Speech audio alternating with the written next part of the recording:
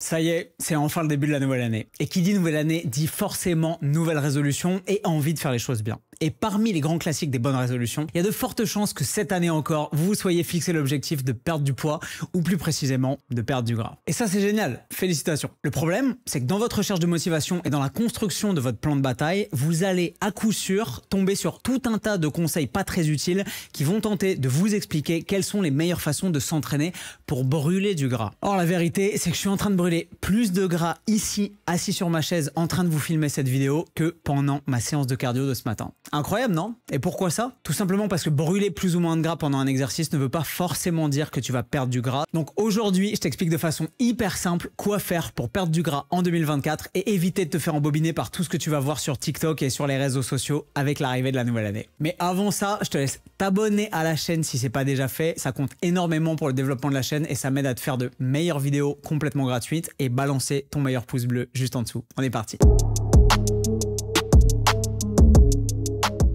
La base du fonctionnement de ton corps à l'effort est extrêmement simple. Le corps, c'est quoi? Un amas de cellules qui, organisées en un tout structuré, nous constitue. Le corps, c'est un système ouvert qui évolue dans un environnement et comme n'importe quel autre système, il contient de l'énergie. Le corps a besoin d'énergie pour bouger, produire de la chaleur et évidemment réaliser toutes les réactions chimiques internes nécessaires à son fonctionnement. Tout ça, c'est pas gratuit, Bobby, ça coûte de l'énergie. Cette énergie, elle entre dans le corps sous la forme de la nourriture, évidemment, et elle est comptabilisée selon le principe bien connu des fameuses calories. Et cette énergie, comme tu le sais, sans doute, n'est jamais détruite et elle ne peut être que transformée. Rappelons-nous de la célèbre phrase de Lavoisier, rien ne se perd, rien ne se crée, tout se transforme. Comment on fait pour perdre du gras alors? Bah c'est simple, tu vas me dire. On fait des exercices qui utilisent notre graisse corporelle comme source de carburant, non? Pas si vite, Bobby.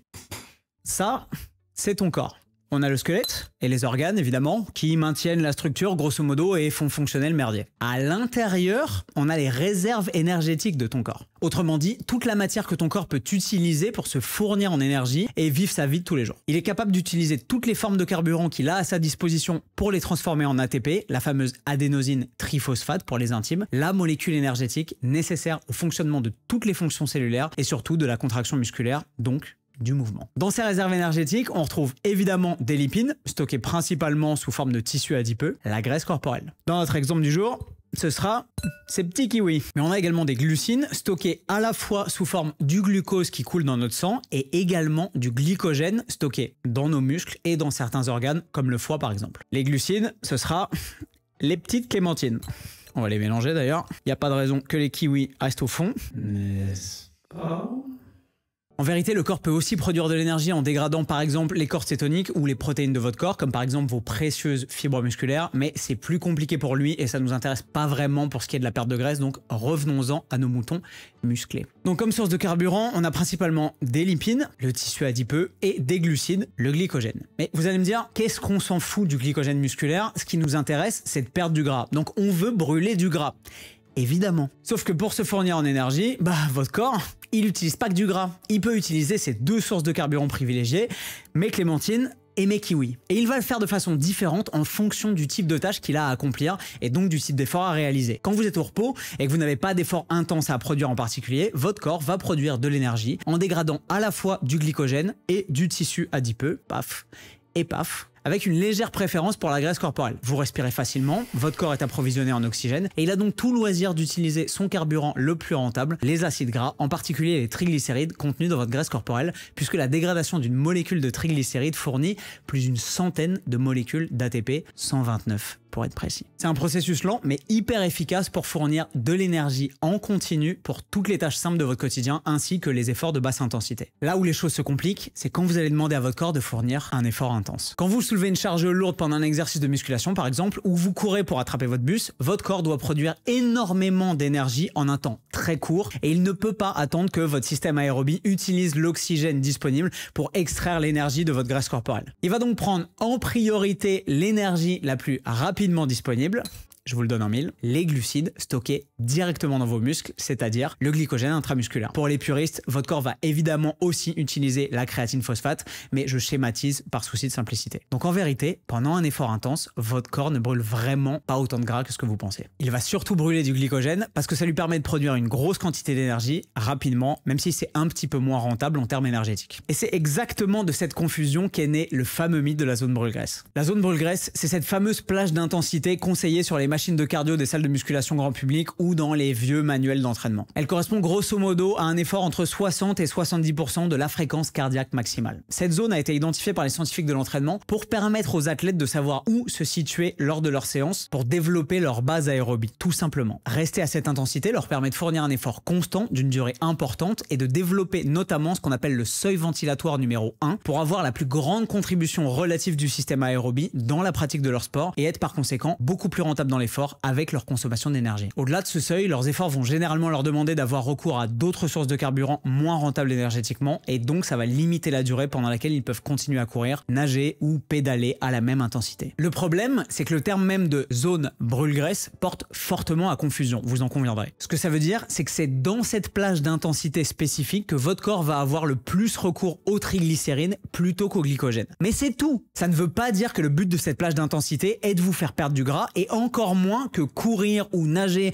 ou faire du vélo à cette intensité spécifique est la seule façon de perdre du gras. C'est une nuance hyper importante et c'est parce que l'opinion publique l'a complètement délaissé depuis ces 40 dernières années qu'on entend encore aujourd'hui en 2024 des conneries du genre il faut courir minimum 45 minutes pour taper dans les réserves de graisse. Que je consomme donc plutôt des glucides ou plutôt des lipides pour approvisionner mon corps en énergie et mes efforts ne change pas grand chose à l'équation, vous l'avez compris. Si vous consommez plus de glycogène pendant un effort, le corps utilisera l'énergie disponible ailleurs pour reconstituer ses stocks de glycogène une fois l'effort terminé. Et si vous consommez plus de triglycérides, le corps aura également tout loisir de reconstituer ses réserves s'il a assez d'énergie disponible pour pouvoir le faire. Un peu comme si je roulais avec une voiture hybride finalement. Que je sois en train de consommer plus d'électricité ou d'essence pour avancer, en vrai, on s'en fout un peu. Tout ce qui se passe pendant l'activité physique, c'est que mes réserves énergétiques diminuent.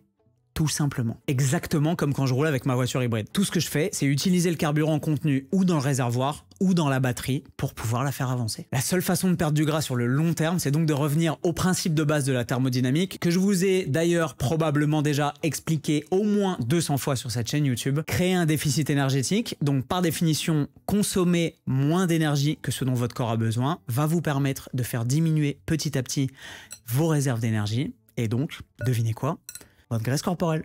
Et les stocks de glycogène, alors vous allez me dire, pas d'inquiétude pour eux, ils se reconstituent toujours de façon automatique après l'effort parce que c'est la ressource première vers laquelle votre corps se tourne en cas de pépin et de demande d'effort intense. Vos petites poignées d'amour, en revanche, c'est des réserves en plus et la quantité que votre corps va en stocker ne dépend que de vous et de votre alimentation. Ce qui compte donc, c'est votre bilan énergétique qui va vous placer soit en surplus énergétique et va donc vous faire stocker des réserves, soit en déficit énergétique et donc va vous amener à déstocker des réserves et perdre du gras par conséquent. L'entraînement en soi ne devrait pas être utilisé pour perdre du poids, il devrait être utilisé selon moi pour ce qu'il est, c'est-à-dire un formidable vecteur de santé qui va stimuler des adaptations pour entraîner et donc améliorer vos capacités physiques comme la force, l'endurance ou l'explosivité par exemple. C'est l'alimentation et plus particulièrement on l'a vu le total calorique qui devrait jouer le rôle de variable d'ajustement pour vous permettre de maintenir votre poids ou de perdre du gras si c'est votre objectif. Donc si vous voulez perdre du gras en 2024, vous savez maintenant exactement ce qu'il vous reste à faire. Au boulot.